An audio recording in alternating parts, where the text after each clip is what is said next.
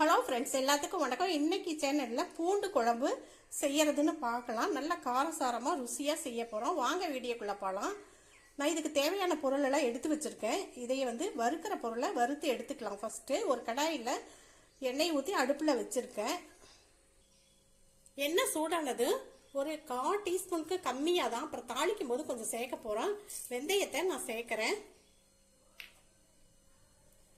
ஒரு 1/4 டீஸ்பூன் மிளகு சேர்க்கிறேன். 1 டீஸ்பூன் ஜீரகம் சேர்க்கிறேன்.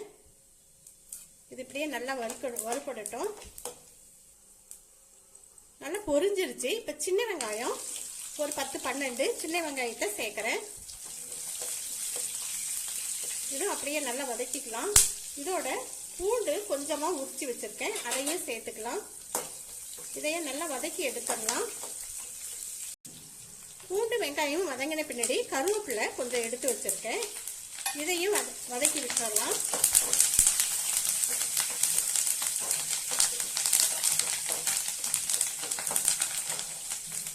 இது கூட தக்காளி, நல்ல பெரிய தக்காளியா 2 கட் பண்ணி வச்சிருக்கேன். இதையும் இதெல்லாம் சேர்த்து நல்லா வதக்கி விட்டுக்கலாம். கொஞ்சமா சால்ட் சேர்க்கிறேன். நல்லா சீக்கிரம் வதங்கிடும். தக்காளி வெங்காயம் பூண்டு எல்லாம் நல்லா வதங்கிடுச்சு. வதங்கின பின்னாடி நான் கொஞ்சமாக தேங்காய் துருவி எடுத்து வச்சுருக்கேன். இதையும் இதில் ஒரு 1/4 கப் இருக்கும் சேர்த்து அப்படியே வதக்கி விட்டுக்கலாம். தேங்காய் கொஞ்சம் வதங்கின பின்னாடி நான் குழம்பு மிளகாய் தூள் 2 ஸ்பூனு, தனி மிளகாய் தூள் 1 ஸ்பூன் சேர்க்குறேன். அது கொஞ்சம் காரம் கம்மியாக இருக்கும், அதனால் நான் சேர்த்துருக்கேன். உங்கள் காரத்துக்கு தகுந்த மாதிரி நீங்கள் சேர்த்துக்கோங்க. இதையும் அப்படியே இந்த எண்ணெயிலேயே வறுத்து விட்டுறலாம். நம்ம வதக்கின பொருள் எல்லாம் ஆறட்டும். ஒரு தட்டில் எடுத்து வச்சிருக்கேன். ஆறின பின்னாடி குழம்பு செய்யலாம். அதுக்குள்ளார கொஞ்சம் புளியை கரைச்சி எடுத்து வச்சிடலாம். ஒரு எலுமிச்சம்பழம் பெரிய சைஸு புளியை நான் ஊற வச்சிருக்கேன். அதை கரைச்சி எடுத்துடலாம். புளியும் கரைச்சாச்சு. இதையும் நான் அரைச்சி எடுத்துட்டு வந்துட்டேன். இப்போ ஒரு கடாய் எடுத்து அடுப்பில் வச்சிருக்கேன். இதில் தேவையான ஒரு 3 ஸ்பூன் எண்ணெயை நான் சேர்க்குறேன். எண்ணெய் சூடாகட்டும். கொஞ்சமா வெந்தயத்தை சேர்க்கிறேன். ஒரு 1/4 டீஸ்பூன் இருக்கும் சேர்க்கிறேன். இதில் கடுகு, உளுந்து, கடலைப்பருப்பு இது எல்லாத்தையும் இதில் சேர்க்கிறேன். நல்லா பொரியட்டும். கடுகு பொரியும் பொழுது 2 காஞ்ச மிளகாயை சேர்க்கிறேன். ஒரு கைப்பிடி அளவு பூண்டு இதை இதில் எல்லாம் சேர்க்கிறேன். அப்படியே நல்லா வதக்கி விட்டுறலாம்.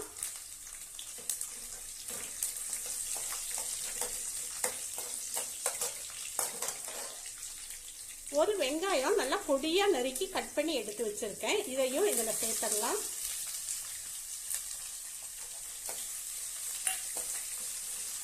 இதுவும் நல்லா வதங்கி வரட்டும்.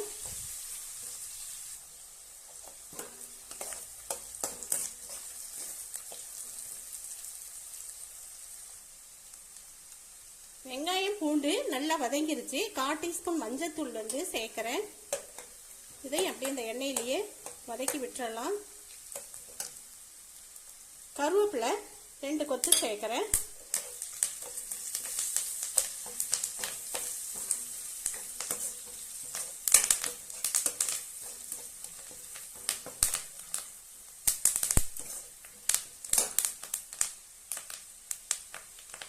பெருங்காயத்தூள் கொஞ்சமா சேர்க்கிறேன்.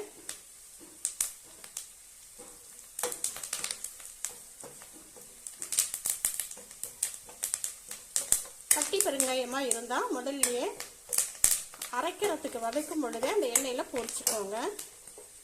அரைச்சி வச்ச மசாலாக்கள் இல்லவா இதுல நான் சேர்க்கிறேன்.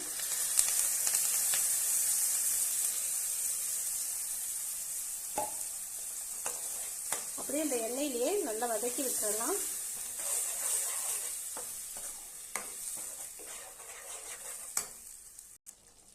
எல்லாம் நல்லா கலந்து விட்ட பின்னாடி ஒரு 5 நிமிஷம் அப்படியே நல்லா இந்த வதங்கிருச்சு. இந்த பச்சை வாசம் போற வரை இப்போ நம்ம கரைச்சி வச்ச புளி கரைச்சல்ல இதில் சேர்த்துடலாம்.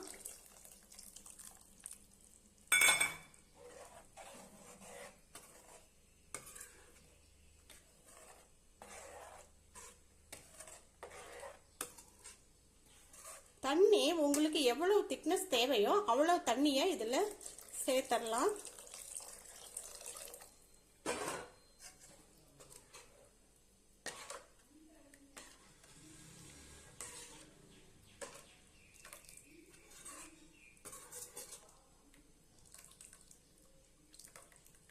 பாருங்க, இதுவே போதுமானது.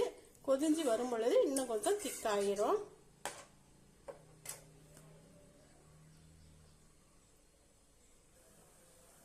இந்த குழம்புக்கு தேவையான உப்பையும் நான் இதில் சேர்த்துறேன். ஏற்கனவே கொஞ்சம் வதக்கும் பொழுது உப்பு சேர்த்துருக்கேன்.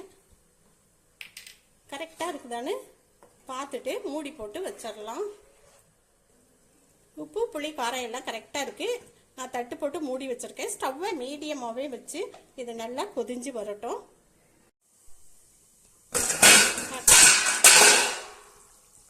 தட்டை எடுத்துட்டு பார்க்கலாம். கீழே அப்படியே விழுந்துருச்சு பாருங்க. நல்ல ஒரு கம வாசனையோட இருக்கு. நல்லா நம்ம ஊற்றின எண்ணெய் எல்லாமும் நல்லா மேலே அப்படியே வந்துருச்சு. கொத்தமல்லி தலையை அப்படியே லைட்டாக தூவி விட்டுறலாம். உங்களுக்கு விருப்பப்பட்டால் கொத்தமல்லி தழை போடுங்க, இல்லைன்னா தேவையே இல்லை. நல்லா கலந்து விட்டுறலாம். பாருங்க, இன்னும் கொஞ்சம் நேரம் ஆனால் ஒரு 10 நிமிஷம் ஆனால் இன்னமும் நல்ல திக்னஸ் ஆகிரும். நல்ல காரமான பூண்டு குழம்பு தயாராகிடுச்சு. இதை ஒரு பவுலுக்கு மாற்றி வச்சிடலாம். ஒரு பவுலுக்கு எடுத்து மாற்றி ஊற்றி வச்சுட்டேன். நல்ல காரமாக நல்ல டேஸ்ட்டாக இருக்கும். சாப்பாட்டுக்கு ஊற்றி சாப்பிடும் பொழுது சைடிஷ் எதுவுமே பொரியல் இல்லாமையே இது அவ்வளோ நல்லா டேஸ்ட்டாக இருக்கும். பாருங்கள் எவ்வளோ நல்ல திக்னஸாக நல்லா இப்படி இருக்குன்ட்டு.